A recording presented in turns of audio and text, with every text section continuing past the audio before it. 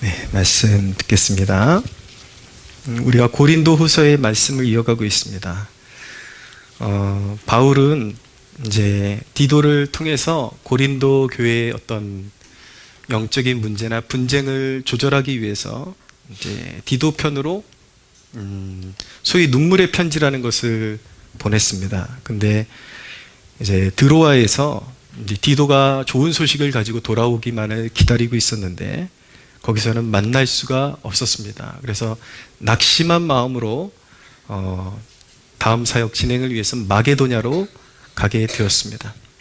근데 감사하게도 마게도냐에 있을 때에 비로소 디도를 만나게 되었습니다. 이제 디도가 고린도 교회 안에 이제 회개의 열매가 맺혀지기 시작했다라는 좋은 소식을 이제 들고 바울에게로 오게 된 것입니다. 그래서 그렇지만 여전히 고린도 교회 안에 바울을 신뢰하지 못하는 사람들이 있다라는 소식을 듣고 바울이 어떤 교회의 그런 난제들을 조금 더 다루어주는 동시에 자기의 사도직을 이렇게 좀 변호해야 될 필요성을 느끼게 된 것입니다. 그래서 오늘 본문 이하가 이제 바울 자신의 사도성의 진실함을 이렇게 변호하는 대목으로 이어지는 대목입니다.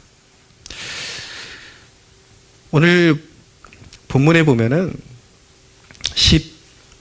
14절에 보시면 항상 우리를 그리스도 안에서 이기게 하시고 우리로 말미암아 각 처에서 그리스도를 아는 냄새를 나타내시는 하나님께 감사하노라. 그런데 여기서 우리가 누구냐 이걸 좀 알고 성경을 접하는 것이 유익합니다. 여기서 바울이 말하는 우리는 1차적으로 자기 자신, 사도 바울 자신을 포함한 복음 전도자들을 말하는 것입니다. 그러니까 그리스도의 복음을 전담한 복음 사역자들을 1차적으로 말하는 것이고, 부차적으로 그 의미를 좀 확장해서 의미를 부여하면 믿는 모두, 믿는 하나님의 자녀들 모두를 의미하는 것으로 볼 수도 있습니다. 오늘 말씀은 이제 이 우리를 말 그대로 하나님을 믿는, 그리스도를 믿는 모든 하나님의 자녀라는 그런 전제하에 이 말씀을 나눌 것입니다. 바울은 복음을 지닌 하나님의 백성들을 그리스도의 향기라고 말씀하고 있습니다. 오늘 말씀에 보면 믿는 백성들을 그리스도의 향기다 그렇게 말씀합니다. 향기다. 왜냐하면 이 향기는 퍼지는 것이잖아요. 누군가에게 영향력을 미치는 것입니다. 그래서 그리스도인이 가진 어떤 영향력을 이야기하기 위해서 그리스도의 향기다 이렇게 표현하고 있는 것입니다. 그러면 오늘 본문을 통해서 그리스도의 향기가 가진 영향력에 대해서 좀 말씀을 나누겠습니다. 첫째, 우리를 그리스도의 향기로 만드신 분은 하나님 자신이시다라는 것을 우리가 기억할 필요가 있습니다. 신앙생활하면서 우리가 꼭 기억해야 하는 것은 무엇이냐면 우리를 그리스도의 향기로 만드신 분은 바로 하나님 그 자신이시다라는 것입니다.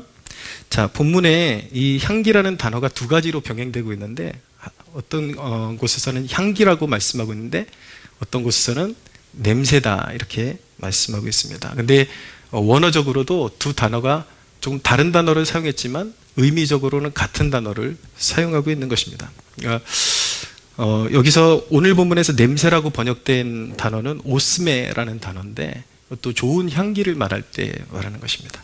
우리나라 어감으로는 냄새하면 좀 안 좋은 그런 어감이 또 떠오르기도 하죠. 안 좋은 냄새. 근데 여기서 말하는 냄새는 좋은 향기를 말하는 것입니다. 또 그리스도의 향기다 할 때 이 향기는 유오디아라는 단어를 쓰고 있는데 마찬가지로 향기를 뜻하는 것입니다.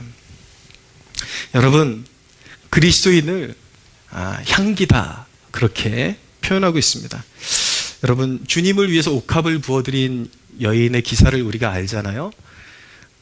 이 옥합을 부어드렸을 때 그 방에 그 향기가 얼마나 가득 찼을까 한번 생각을 해보십시오. 인류의 왕 예수 그리스도 앞에 부어진 이 옥합의 향기만큼 아름다운 향기가 세상에 존재할 수 있겠습니까? 믿는 저와 여러분이 우리가 그렇게 그리스도께 영광을 올려드리고 영광을 나타내는 향기가 되었다는 건 정말 믿기 어려운 것입니다. 이 표현 자체가 여러분, 우리가 묵상할수록 이해하기 어렵고 참으로 감당하기 어려운 그런 말씀인 것입니다. 우리의 원래의 상태를 이해한다면 더더욱 이 그리스도의 향기라는 단어가 은혜롭지 않을 수가 없는 것입니다. 여러분, 우리의 존재, 기독교에서 인간의 본질에 대해서 이야기하는 것을 인간론이다 그렇게 하거든요. 인간을 이해하지 않으면 구원도 무엇인지 모릅니다. 왜 구원이 필요한가? 왜 우리가 하나님께로 나가야 되는가? 왜 십자가가 필요한가? 인간에 대해서 이해하지 못하면 모든 것이 다 실패하는 것입니다. 인간을 모르면 구원도 없는 것입니다. 여러분, 인간은 어떤 존재입니까? 여러분, 우리는 본래 향기를 내는 족속이 아니라, 존재가 아니라 시체 냄새가 푹푹 나는 그런 사람들이었습니다. 본질적으로 말하는 거예요. 여러분들이 소중하지 않다라는 것이 아니라 구원받기에 있어서는 인간의 본질이 너무 부패해서 썩은 냄새가 풀풀 나는 그런 존재라는 것입니다. 결국 인간의 존재가 그렇잖아요. 결국 살아있는 듯하지만 여러분, 지금 하루하루가 지나면서 죽음을 향해서 달려가고 있고 벌써 썩는 냄새가 나기 시작하는 것입니다. 그래서 영적으로 표현할 때에 에베소 2장 1절에서 3절에 보면 이렇게 말씀합니다. 하는데, 그는 허물과 죄로 죽었던 너희를 살리셨도다. 그때에, 그러니까 예수 믿기 전입니다. 너희는 그 가운데서 행하여 이 세상 풍조를 따르고 공중의 권세 잡은 자를 따랐으니 곧 지금 불순종의 아들들 가운데서 역사하는 영이라. 전에는 우리도 다 그 가운데서 우리의 육체의 욕심을 따라 지내며 육체와 마음에 원하는 것을 하여 다른 이들과 같이 본질상 진노의 자녀였다라고 말씀하고 있습니다. 여러분, 우리는 성경이 말씀하는 바 성경만큼, 하나님의 말씀만큼 인간에 대해서 정확하게 꿰뚫고 있는 그런 것은 존재하지 않는데, 하나님의 말씀은 예수 믿기 전에 인간의 존재에 대해서 영적으로 죽어있는 존재다, 영적인 시체다, 그렇게 말씀을 하고 있습니다. 살아있는 듯 했지만 썩은 고기만을 탐닉하는 죽은 존재들이었다라는 것입니다. 잘 생각해 보세요.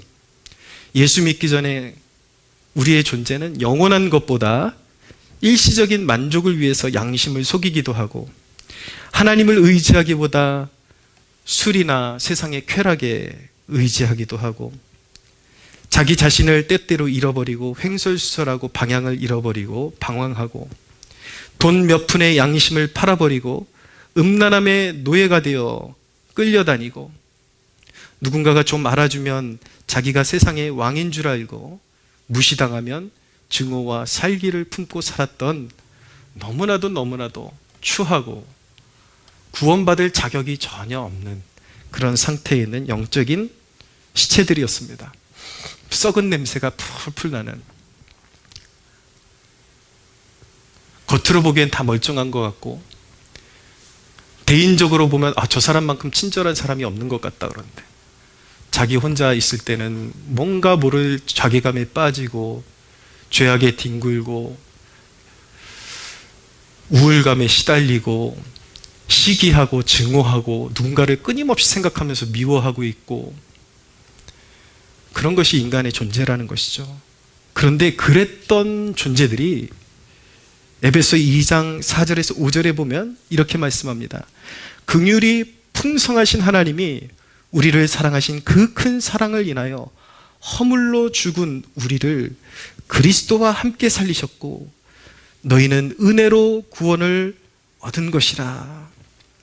또 함께 일으키사 그리스도 예수 안에서 함께 하늘에 앉히셨다라고 말씀하고 있습니다. 믿어지십니까, 여러분? 썩은 냄새가 풀풀 나던 시체와 같은 인간들이 예수 그리스도를 믿어서 하나님의 고귀한 성품에 참여하는 자녀들이 되었다라는 것입니다. 할렐루야. 하나님의 아들 예수가 우리를 위해 십자가 지시고 부활하셨다는 사실을 믿은 순간부터 맛을 낼 수 없는 물이 포도주가 되듯이 어느덧 시체 냄새가 사라지기 시작하고 그리스도의 향기가 피어오르기 시작한 것입니다. 믿으십니까? 예. 여러분, 기독교는요, 복음은 선언부터 시작하는 것입니다.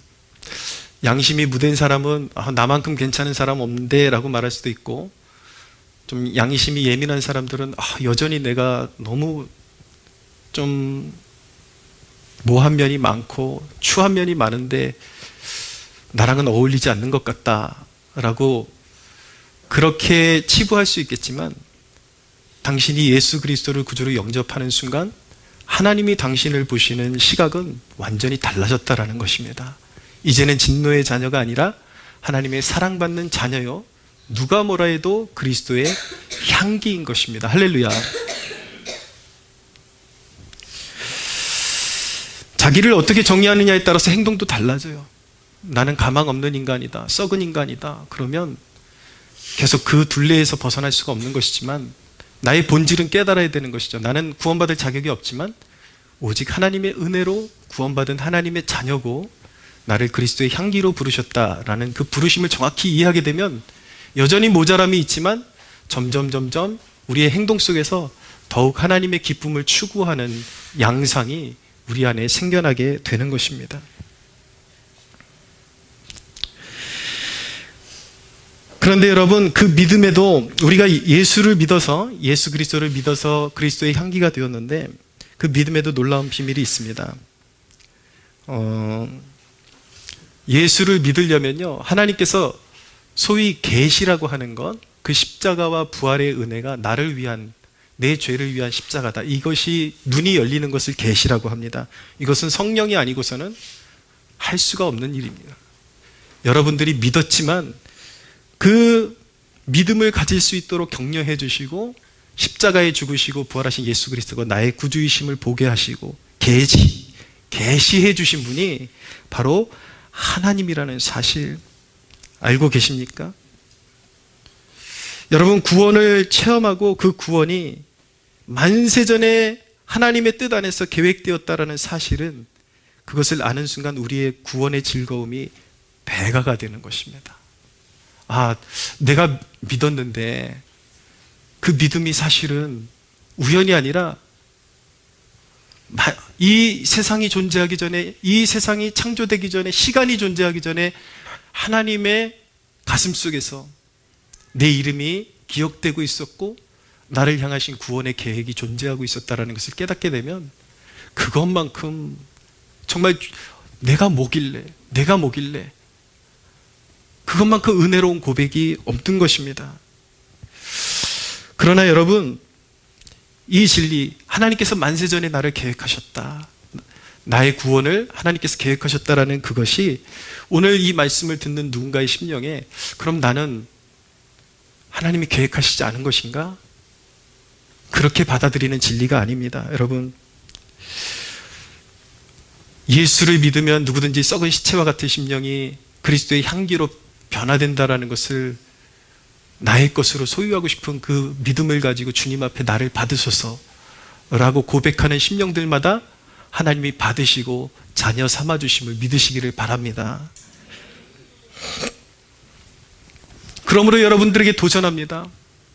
여러분, 우리 공동체 안에도 이미 예수 그리스도를 구주로 영접하신 분들이 있는 반면에 어떤 분들은 아직까지 방황하고 있고 긴가민가 하고 계신 분들이 있을 줄로 압니다. 도전합니다. 늦지 않았습니다. 주 예수를 믿으십시오. 그리하면 여러분에게서, 당신에게서 이제 인생의 패배감과 부패한 냄새가 사라지기 시작하고 향기가 나기 시작할 것입니다. 그리고 당신이 서 있는 곳이 그리스도의 향기로 채워지기 시작할 것입니다. 할렐루야. 여러분, 그렇게 예수님이 나의 구주이시구나, 예수님이 나를 위해서 십자가 지셨구나, 이 죄인을 용서하시기 위해서 피 흘려주셨구나 라는 것을 믿게 되고, 그 믿음을 가지고 하나님의 은혜를 잠잠히 묵상해 보십시오. 근데 놀랍고 신비한 것은, 분명히 내가 믿은 것 같은데 당신이 하나님을 부르기 전에 하나님이 당신을 부르셨다는 사실을 새삼 깨닫게 되는 순간이 올 텐데, 그것을 깨닫는 순간 그 놀라운 비밀과 인간의 어떤 논리로 설명할 수 없는 그 영광스러운 진리 앞에서 여러분들 두 눈에서 정말 그 여러분들의 부르심을 깨닫게 된다면 가슴이 뜨거워지면서 뜨거운 눈물이 흐르게 되고 영적인 감격의 전율이 솟아오르게 될 것입니다. 그런 영적인 기쁨을 소유하는 복된 백성들 되시기를 주님의 이름으로 축복합니다. 여러분, 그런데요, 하나님은 그렇게 변화된 하나님의 자녀들에게 선물을 주시는데, 인생 일대에 가장 좋은 선물을 주시는데, 그 선물이 무엇이냐면 이김의 선물을 주신다라고 말씀하고 있습니다. 승리.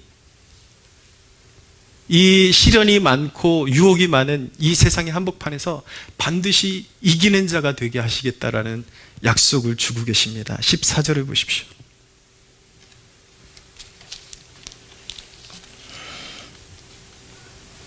항상 우리를 그리스도 안에서 이기게 하시고 할렐루야. 우리 승리의 근거는 무엇입니까, 여러분? 예수님은 죄를 이기셨습니다. 그리고 죄를 조장하는 마귀의 세력을 밟아 이기셨습니다. 그리고 인류의 최대적인 죽음을 이기셨습니다. 부활하셨습니다. 마침내 인류가 져야 하는 모든 저주를 이기셨습니다. 할렐루야. 여러분, 그렇기 때문에 그리스도와 연합한 자들은 마찬가지로 주님의 승리를 나의 승리로 맞이하게 되는 것입니다. 우리가 그리스도를 붙들고 있는 한 우리는 죄를 이기는 존재이고 마귀를 이기는 존재이고 죽음을 이기는 존재이고 저주를 이기게 될 것입니다. 할렐루야. 그런 것들을 이제 현실적인 역사에서 보여주는 그 장면이 바로 요셉의 삶이잖아요. 구약성경을 읽으면 우리 하나님의 사랑받는 자녀들이 혹독한 시련 가운데 하나님께서 요셉에게 꿈을 주시잖아요. 해와 달 12별이 자기의 절하고 12곡식단이 절하고 이런. 근데 여러분, 그 꿈을요, 하나님이 주신 꿈은 요셉의 어떤 연약함도, 요셉이 당면하는 환난도, 죽음의 고비도 그 꿈을 막을 수 없었다라는 거예요. 그것이 보여주는 것은 무엇입니까? 바로 예수 그리스도 안에 있는 하나님의 자녀들의 궁극적인 승리를 보여주고 있는 것입니다. 어떤 죄와 기근과 환난도 하나님께서 주신 약속을 깨뜨릴 수 없다라는 것을 그렇게 요셉의 삶을 통해서 보여주고 있는 것입니다. 여러분, 믿는 자는 이긴 자요, 하나님이 살아계심을 나타내는 향기인 것입니다. 할렐루야. 두 번째 메시지는 믿는 우리는 세상에 하나님의 무서운 심판이 있음을 알게 하는 향기인 것입니다. 향기라는 것은 어떤 영향력에 대한 말씀이라고 말씀드렸잖아요. 근데 그리스도인이라는 그 존재 자체가 세상의 심판을 선언하는 향기의 역할을 한다라는 것입니다. 이 향기는 세상을 대하여 매우 강력한 메시지를 던지는 향기입니다. 오늘 말씀에 보면은 망하는 자들에게 그리스도의 향기다. 이 사람에게는 사망으로부터 사망에 이르는 냄새다. 16절에 그렇게 말씀하고 있습니다. 여러분, 믿는 자의 변화된 삶은 믿지 않는 세상에 대하여 심판주가 살아계시다라는 확고한 선언이 되는 것입니다. 여러분 보세요. 죄밖에 모르고 쾌락밖에 모르고 세상 것밖에 모르고 살던 사람이 갑자기 변화가 돼요. 그 변화의 동기가 무엇입니까? 무언가를 만났다라는 것이잖아요. 사람들이 조롱하는 하나님이라는 존재가 살아계시고 믿는 자들마다 그런 만남의 그런 간증이 있고 체험이 있기 때문에, 확신이 있기 때문에 갑자기 그렇게 방탕하던 사람이 훅 변하는 그 자체가 하나님이 살아계시다라는 것을 세상에 증거하는 증거가 된다라는 것입니다. 성경은 에녹과 하나님과의 동행한 삶이, 에녹이 하나님과 동행했다고 말씀하고 있잖아요. 에녹이 하나님과 동행한 삶이 타락하고 쾌락을 추구하는 세대를 꾸짖고 정죄하는 역할을 했다라고 말씀하고 있습니다. 한 영혼이 주님을 만나서 하나님과 동행하는 삶 자체가 방탕하고 쾌락을 추구하며 살아가는 세상에게 심판을 선언한다라는 것입니다.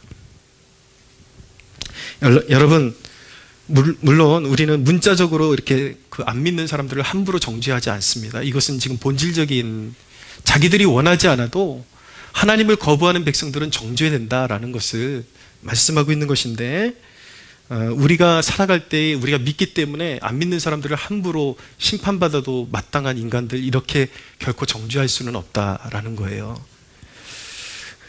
저는 요즘 그렇게 전도해도 한 명도 쳐다보는 사람이 없다라는 그 사실 앞에서 약간 고민을 하고 있었습니다. 이렇게 한 사람도 돌아오지 않는데 전도가 어떤 의미가 있을까? 물론 이것은 제 삶의 전도자로서, 목회자로서 끊이지 않는 질문이었습니다. 그런데 여러분, 우리는 그런 유혹을 느낄 때가 있거든요. 전도해도 받아들이지 않는 사람들에 대해서 우리가 과연 친절을 베풀 이유가 있는가? 그래도 계속해서 하나님의 사랑을 느끼게 해줄 의무가 있는가? 그런 질문을 던질 때가 있는데, 오히려 누구도 복음을 전해도 반응하지 않는다 할지라도 모든 사람에게 아버지의 사랑을, 하나님 아버지의 사랑을, 그가 비록 깨닫지 못한다 할지라도 그들에게 하나님의 사랑을 나타내는 것이 하나님이 기뻐하시는 뜻임을 저는 새삼 깨닫게 되었습니다. 여러분, 믿지 않는 사람들, 복음을 거부하는 사람들이라 할지라도, 전혀 영적인 어둠 속에 갇혀있는 사람들이라 할지라도 우리가 끊임없이 그들을 섬기고 사랑해줘야 되는, 사랑을 베풀어야 되는 이유는 무엇이냐면, 그들이 육신에 갇혀있는 이 땅에서만큼이라도 우리를 통해서 아버지의 사랑을 느끼게끔 그렇게 우리가 하나님의 사랑을 전달해주는 역할을 감당하는 것입니다. 그래서 어떨 때는 그 사랑을 체험하고 하나님이 정말 살아계신가라는 그 마음이 열린 상태로 돌아오는 백성들이 돌아오기도 하지만, 설령 우리의 전도를 듣고 아무도 돌아오지 않는다 할지라도 우리의 사명은 무엇인가? 거부하는 사람들에게조차도 우리를 통해서 하나님의 사랑이 아련하게라도 느껴지도록 우리는 그 사명을 감당해야 하는 것입니다. 할렐루야. 그래서 예전에는 제가 직접적으로만 이렇게 전도하는 것만이 거기에 많이 무게를 실었다면, 요즘은 물론 전도하는 것이, 복음을 확실히 전하는 것이 저의 가장 핵심적인 사역이지만, 전에도 믿지 않고 지나치면서 마주치는 사람들에게 하나님의 사랑을 느끼게 해주는 것도, 그들이 인정을 하든지 인정을 하지 않든지 그것이 나에게 주어진 사명이구나라는 것을 깨닫고 요즘 좀 그렇게 노력합니다.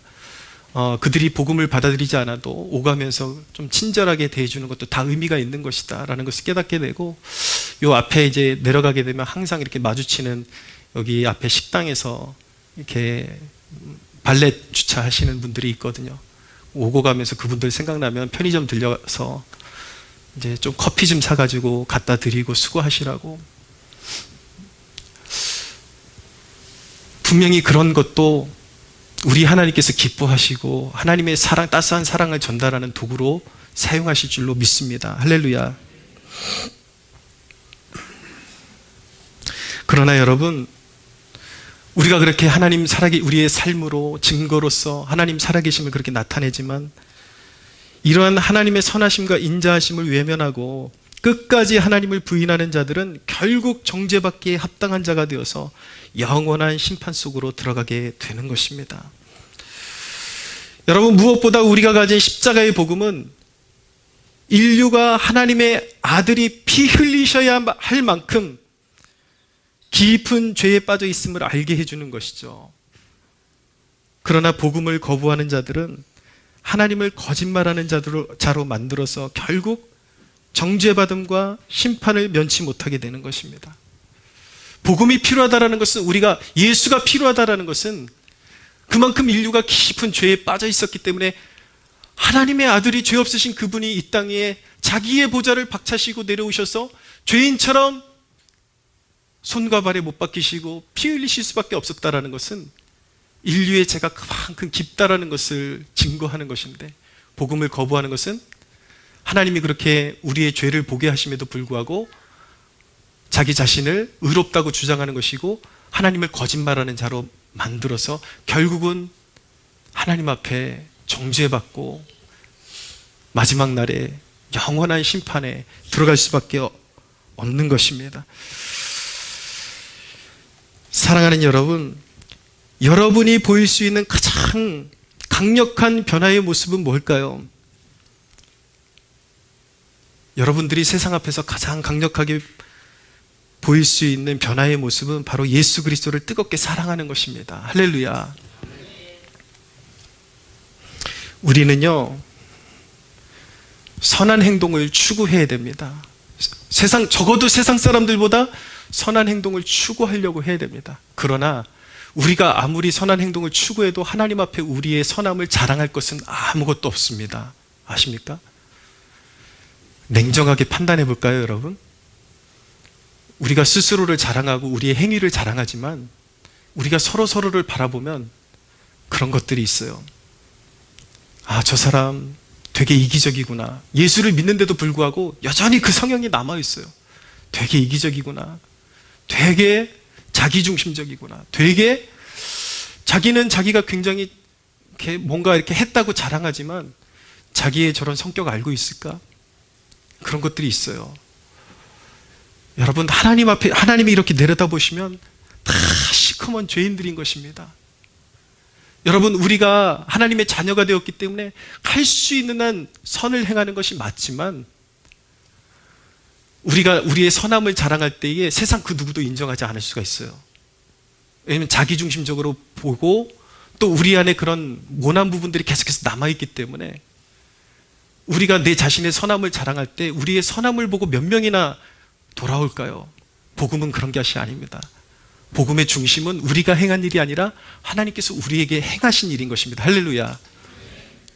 여러분, 그렇기 때문에 여러분이 정말 변화받은 사람이라는 것을 가장 강력하게 세상에 증거할 수 있는 도구는 무엇이냐면 어줍지 않게 내가 착한 사람이야 막 이런 걸 내세우는 게 아니라 난 원래 죄인이지만 주님이 날 뜨겁게 사랑해 주셨고 내가 주님을 또한 주님밖에 없고 나는 주님 안에서만 소망을 찾을 수 있고 주님을 뜨겁게 사랑하는 것, 그것이 나의 믿음이고 나의 신앙이고 내 삶의 이유야.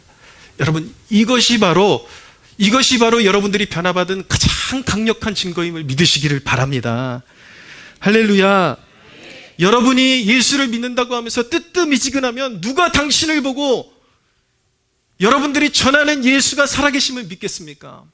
여러분들도 확신할 수 없는 예수를 누가 믿을 수 있겠습니까? 여러분을 믿는다고 하면서 그렇게 어줍지 않게 믿는데 누가 여러분들을 보면서 예수를 느낄 수가 있겠습니까? 사랑하는 여러분, 여러분에게서 진정한 그리스도의 향기가 나기를 축복합니다. 할렐루야. 하나님의 임재가 나타나고 하나님의 사랑의 손길이 여러분들의 삶 가운데 드리워져서 여러분들을 바라보는 사람들마다 아, 저 사람에게 정말 뭔가 있구나. 저 사람 보니까 진짜 예수라는 분이 살아계신 것 같다라는 그런 향기를 발할 수 있는 여러분들의 인생 되시기를 축복합니다. 세 번째는 믿는 우리는 세상을 구원으로 인도하는 향기인 것입니다. 우리는 구원을 받은 자들에게 그리스도의 향기입니다. 누군가에게는 생명으로부터 생명에 이르는 향기인 것입니다. 16절 하반절이 그것을 말씀하고 있습니다.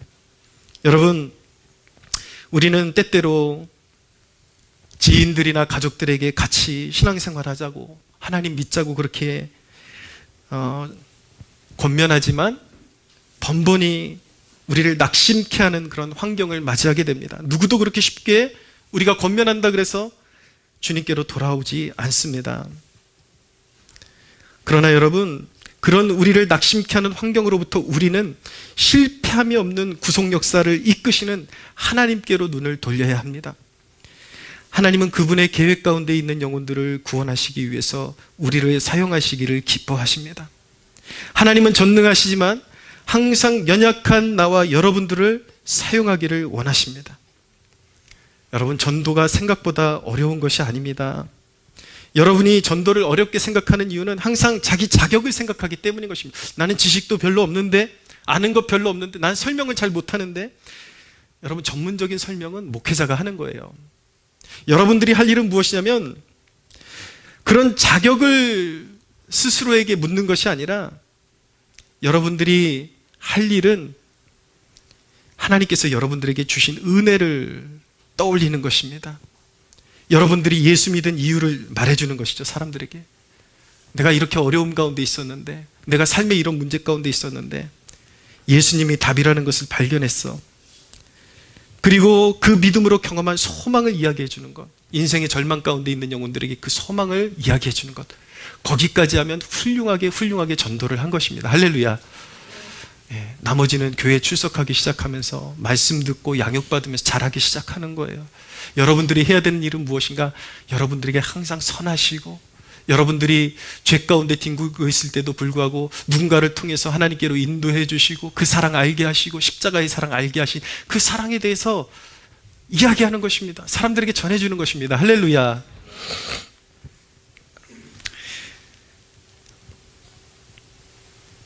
사랑하는 여러분, 열매를 얻기가 매우 힘든 것은 사실이지만 전도의 열매조차도 하나님의 주권에 있다는 사실이 얼마나 우리에게 큰 위로입니까?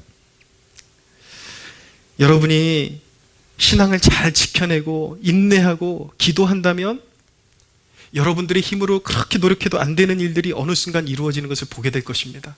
그렇게 완고했던 가족들이, 지인들이 돌아오게 될 것입니다. 할렐루야. 전도가 우리의 설득에 있는 것이 아니라 하나님의 주권에 있기 때문인 것입니다. 여러분이 굳건한 믿음을 지킬 때 생명의 향기는 멈춤이 없이 여러분들의 삶을 통해서 흘러나갈 것입니다. 여러분, 죄와 사망 권세 아래 죽은 영혼을 살리는 그 사명을 우리에게 맡기셨습니다. 16절 하반절을 좀 보세요. 누가 이 일을 감당하리요? 이 대목 보이십니까, 여러분? 여러분, 죽은 자를 살리는 이런 엄청나고 위대한 일을 누가 감당할 수 있겠습니까? 아무도, 세상에 그 누구도 감당할 수 없지만 하나님의 은혜를 받은 그리스도인은 감당할 수 있습니다. 할렐루야. 그래서 복음을 전하는 것은 위대한 사명인 것입니다. 구원받은 자가 할 수 있는 가장 선하고 아름다운 일은 복음을 전하는 것입니다. 가히 상상할 수 없었던 복음 전도자의 직책을 저와 여러분들에게 맡겨주신 것입니다. 제 말씀을 정리하겠습니다. 한 가지, 네 번째 항목이 더 있는데, 믿는 우리는 교회의 생명력을 풍성하게 하는 향기인 것입니다. 구원의 감격을 나는 성도는 감사의 향기를 뿜게 됩니다. 그들의 감사와 헌신이 얼마나 교회를 아름다운 향기로 채우는지 몰라요. 여러분, 부족하지만 여기 정말 아름다운 청년들이 같이 함께 찬양하고 예배를 섬기니까 향기가 나지 않습니까? 할렐루야. 네. 아닙니까? 이상한 냄새가 나나요? 스멜. 네. 귀한 우리 어른들이 식사로 이렇게 챙겨주고 얼마나 교회가 풍성해지고 향기로 가득합니까? 내게 능력이 없어도 하나님께서 주신 은사들을 기꺼이 내어드리면 구원받은 자들 안에서 그 생명의 향기가 충만하게 흘러넘침을 믿으시기를 바랍니다. 여러분, 정리합니다. 여러분들의 향기는 지속되고 있습니까? 아니면 여러분이 풍기는 향기는 너무 모호해서 아직도 세상도 사랑하고 주님도 사랑하는 어줍지 않은 위치 가운데 있기 때문에 어떨 때는 향기가 조금 나는 듯 하다가 다시 이상한 냄새로 바뀌고 그런 삶을 살고 있습니까? 여러분이 믿음의 경주에 주춤하는 순간 향기도 멈출 것입니다. 여러분이 바꿀 수 없는 제1의 가치, 그리스도를 붙들고 하나님의 영광을 위해 살아가는 그 삶을 붙들 때에 여러분들이 발을 딛고 있는 죽음의 땅에 사망 권세에 이기신 주님의 임재가 나타날 것입니다. 할렐루야.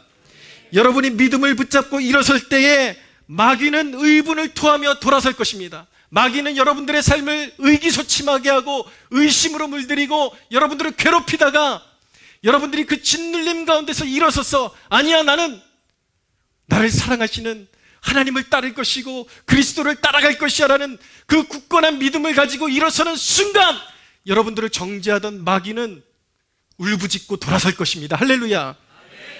여러분, 여러분이 주 예수님을 얻기 위해 모든 것을 버릴 때에 혼돈이 지배하던 당신 인생의 영적 질서가 바로잡히고 비로소 치유가 시작될 것입니다. 할렐루야. 여러분들의 삶 가운데 하나님의 치유와 회복의 강물이 강같이 흘러넘치는 축복이 있게 되기를 바랍니다. 우리 하나님께 영광의 박수 올려드리겠습니다.